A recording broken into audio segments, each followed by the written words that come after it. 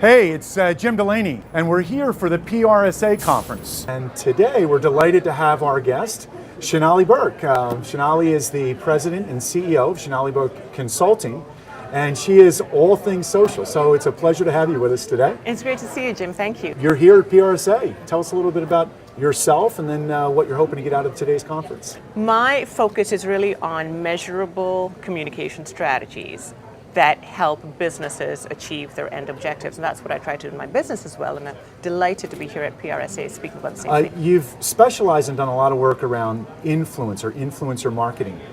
Tell us a little bit about that and maybe your perspective as to why it matters so much today.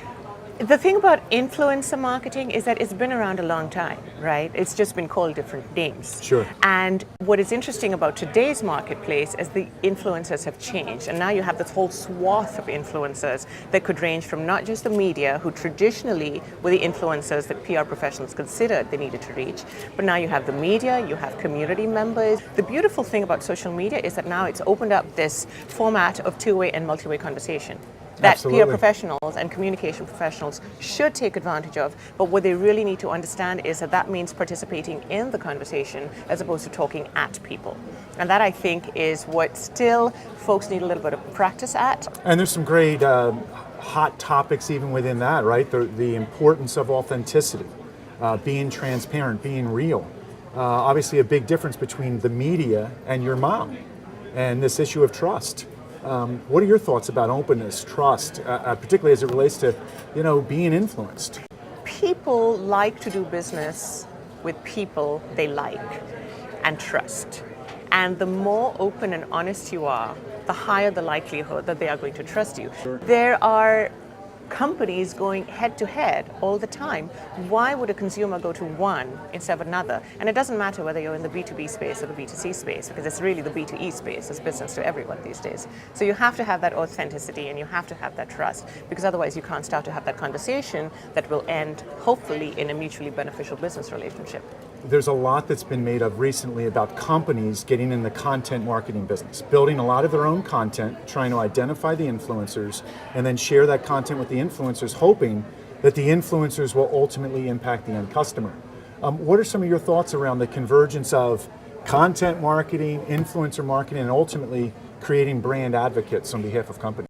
What goes wrong is when they use old PR practices, which are blind pitching, BCC emails. I can't tell you how many of these I get a day. I have a little food blog in addition to my marketing blog, so I get these food pitches all the time. But for some reason, I get a lot of pitches for rum, which I don't drink, and I've never talked about drinking online.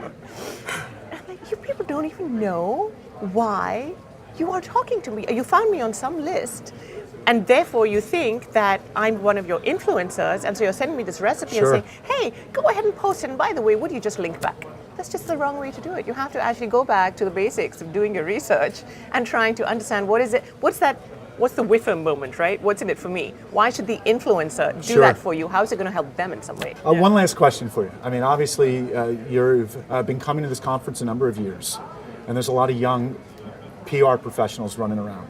What advice would you, as a seasoned professional, offer a lot of these young folks? I think what they have to learn how to do and do as they grow in their careers is learn from people like you. They're already doing a really great job because they're here. Meet and network in the right way, which is not, hey, can I give you my resume? Sure. That's not networking. Yeah. You have to find out who's going to actually help you learn what you need to learn. Absolutely. And the second thing that I think we're trying to drill into their heads is that they have to have measurement at the center of everything that they do.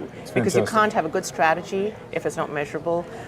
You don't know how your campaign's working if you're not measuring it. If you can add 2 and 2, you can measure. Sure. So That's right. that's what they That's need right. to remember. Well, listen, it's been a real pleasure to have you with us today. Thank you so much. Oh, thanks, Jim. It's great having you. You too. Thank you.